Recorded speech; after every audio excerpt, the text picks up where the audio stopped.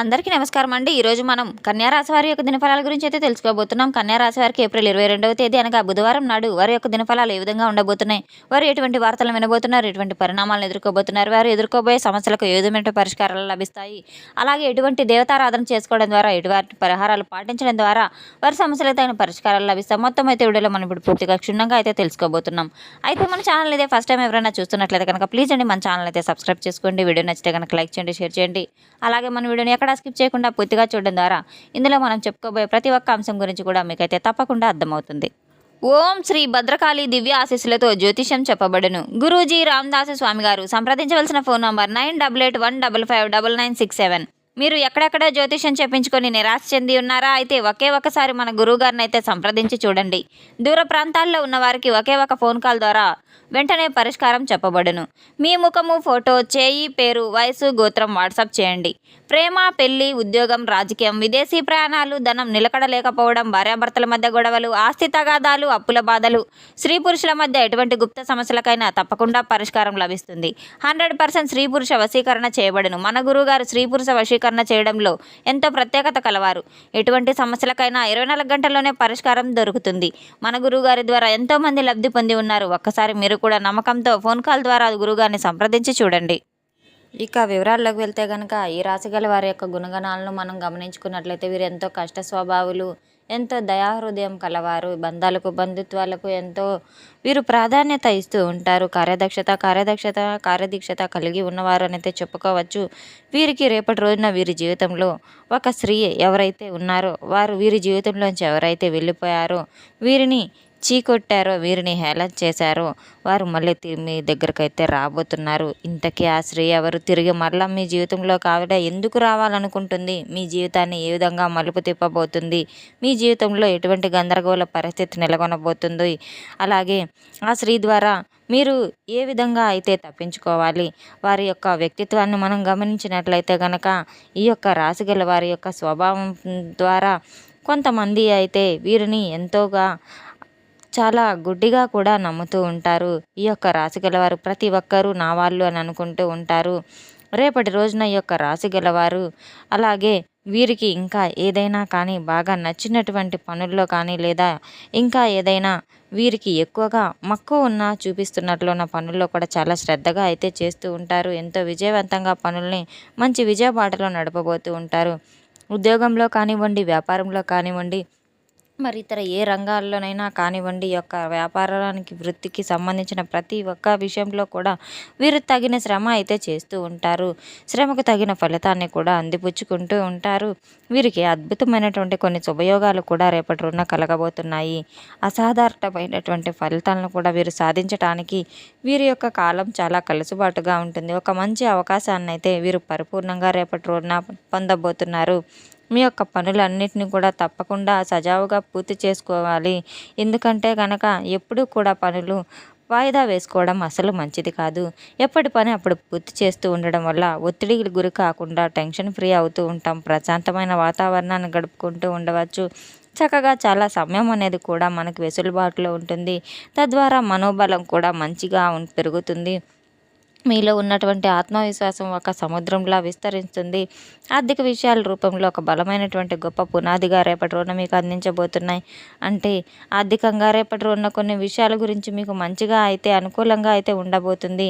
రేపటి రోజున వచ్చినటువంటి ప్రతి అవకాశాన్ని కూడా మీరు ఒక బంగారు వాటలా అయితే మీరు సద్వినియోగం చేసుకొని ఆదాయాన్ని మంచిగా ఒక నదిలా పెంచుకునే ప్రయత్నం కూడా చేసుకోవచ్చు. రేపటి రోజున అనేక మార్గాల్లో మీకు సంపదను సృష్టించుకోవడానికి అలాగే ఎంతో అద్భుతమైన వేదిక కూడా మీకు కలగబోతుంది. ఇది దైవ బలం అని అయితే మీరు పరిపూర్ణంగా గ్రహించుకొని తీరాలి. భగవంతుడు మీకు చేస్తున్నటువంటి ప్రతి పూజకు, ప్రతి భగవనామస్మరణకు కూడా లేదా వ్రతాలకు కానివ్వండి, మీ దైవం ఇచ్చేటువంటి ఒక ప్రతిఫలం అని అయితే మీరు నమ్మి తీరాలి. దైవం యొక్క అనుగ్రహం మీకు మీపై మెండుగా ఉండడం కనుక దైవం మీకు నిత్యం మీకు ఒక మంచి ప్రతిఫలాన్ని అయితే ఎంత కష్టపడ్డారో అంత న్యాయపరంగా మీ జీవితంలో కొనసాగిస్తూ ఉన్నామా లేదా అనేది ప్రతి ఒక్క విషయాన్ని కూడా భగవంతుడు గమనిస్తూనే ఉంటాడనేది మీరు గుర్తుపెట్టుకోవాలి. చాలా రోజుల నుంచి కష్టపడే తత్వంతో చాలా రోజుల నుంచి ప్రార్థిస్తూ ఉన్న దేవుడు ఎందుకైతే ఆ భగవంతుడు మాకు సహాయపడకుండా ఉద్దేశంతో భగవంతుడు కలుగుతూ ఉంటుంది.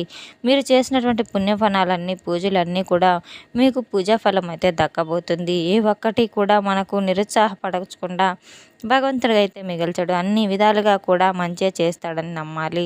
కాస్త ఆలస్యమైనా కూడా దైవం నిత్యం తోడు ఉంటూ ఉంటుంది. రేపటి రోజున అద్భుతంగా కలిసి రాబోతుంది. ఏ పని చేసినా కూడా ఆ పనిలో రేపటి రోజున ఎంతో మంచిగా అయితే విజయం అనేది మీ తలుపు తట్టబోతుంది, మిమ్మల్ని వరిస్తుంది.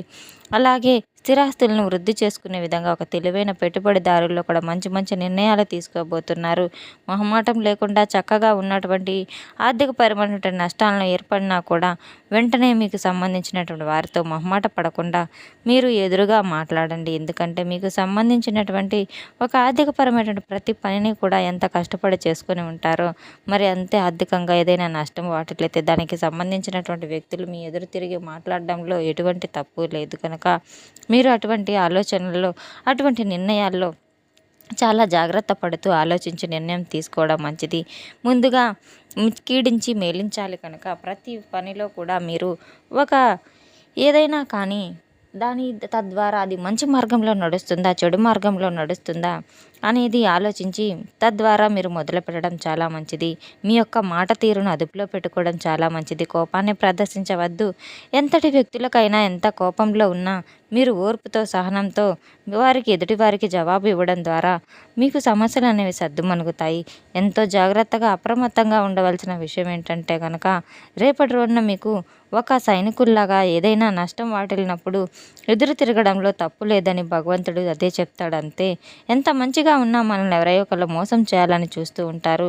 ఏదో ఒక విధంగా తప్పుడు ప్రచారం చేసినా కూడా మంజులకు అనవసరంగా ఎవరైనా వచ్చినా కూడా కాలం అనేది తప్పకుండా వారికి సమాధానం చెప్తుంది, తప్పకుండా వారికి బుద్ధి చెప్తుంది. లేదా భగవంతుడు ఏదో ఒక రూపంలో మిమ్మల్ని ప్రోత్సహించి వారికి తగిన గుణపాఠం నేర్పించి తీరుతారనేది మీరు తప్పకుండా నమ్మాలి.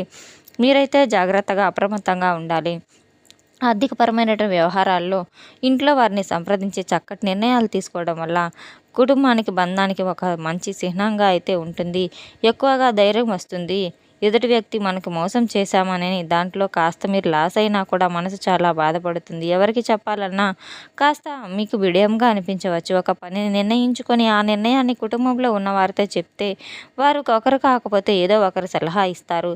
ఆ సలహా మీకు నచ్చినటువంటి ఒక సలహా, దాన్ని మీరు అనుసరించడం ద్వారా తగిన నష్టాల నుంచి మీరు కోలుకునే అవకాశం కూడా ఉంటుంది. మన కుటుంబంలో ఉన్నటువంటి తల్లిదండ్రులకు కానివ్వండి, అన్నదమ్ములకు, అక్క చెల్లెలకు, భార్యకు, భర్తకు ఎవరో ఒకరు చెప్పుకొని నిర్ణయం తీసుకోవడం చాలా మంచిది.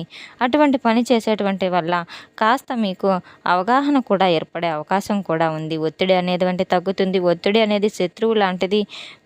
ఒత్తిడిని మీరు అస్సలు ఉంచుకోవద్దు. ప్రశాంతమైన వాతావరణం నెలకొండాలి. రేపటి రోజున మీరు ధ్యానం, యోగా చేసుకోవడం వల్ల ఒత్తిడి అనేది, కోపం అనేది కాస్త సమసిపోతుంది. గొడవలు, మనస్పర్ధలు ఏర్పడటం వల్ల గతంలో ఒక స్త్రీ ఎవరైతే ఉన్నారో మిమ్మల్ని మాకు సంబంధం లేదని చెప్పి చీకొట్టి మీ జీవితంలో వెళ్ళిపోయినటువంటి ఒక స్త్రీ, అది మీ తోబుట్టువు కావచ్చు, మీ కుటుంబ సభ్యులు కావచ్చు, ఏదో ఒక విషయంలో మీ జీవితంలోంచి వెళ్ళిపోయిన ఒక స్త్రీ మాత్రం తప్పకుండా రేపటి రోజున మిమ్మల్ని, మీ మంచితనాన్ని అర్థం చేసుకుని తిరిగి మీ చెంతకు రాబోతున్నారు. అలాగే మీ జీవితంలో చాలా బిజీగా పనులు గడపబోతున్నారు. మీ యొక్క కుటుంబంతో చాలా సంతోషంగా, ఆనందంగా గడపబోతున్నారు. మీరు చేస్తున్నటువంటి ప్రతి పనిలో, ఉద్యోగంలో కానివ్వండి, చాలా జాగ్రత్తగా ఒక మంచి భవిష్యత్తు అయితే మీకు తిరిగి రాబోతుంది. మీ యొక్క కుటుంబ సభ్యులతో కలిసి చాలా అన్యోన్యంగా గడపబోతున్నారు. రేపటి రోజున మీకు ఎంతో శుభప్రదంగా ఉంటుంది. ఒక అదృష్టం తెచ్చిపెట్టే అమ్మవారు వరంగా అయితే మీకు ఒక మంచి ప్రసాదాన్ని అందించబోతున్నారు. ధనానికి ఎటువంటి సమస్య లేకుండా జీవితంలో మంచిగా సాఫీగా సాగిపోయే అమ్మవారి యొక్క అనుగ్రహం మీకు పుష్కలంగా లభిస్తుంది. రేపటి రోజున మీరు ప్రతికూలతలు అనుకూలంగా మార్చుకోవడానికి నవగ్రహ ఆరాధన చేసుకోవడం చాలా మంచిది.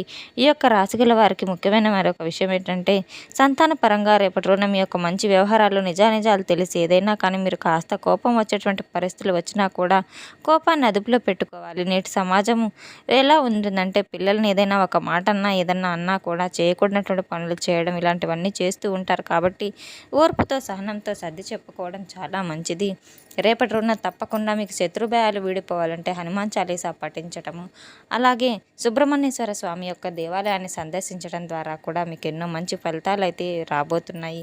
తెలుసుకున్నాం కదండి యొక్క రాశి గల వారికి ఎటువంటి ఫలితాలు రాబోతున్నాయి అనే విషయాన్ని. మన వీడియో మీకు నచ్చితే కనుక ప్లీజ్ అండి లైక్ చేయండి, షేర్ చేయండి. వీడియోని ఎక్కడ స్కిప్ చేయకుండా పూర్తిగా చూసి మాకు సపోర్ట్ చేసినందుకు చాలా చాలా ధన్యవాదాలు. Thanks for watching.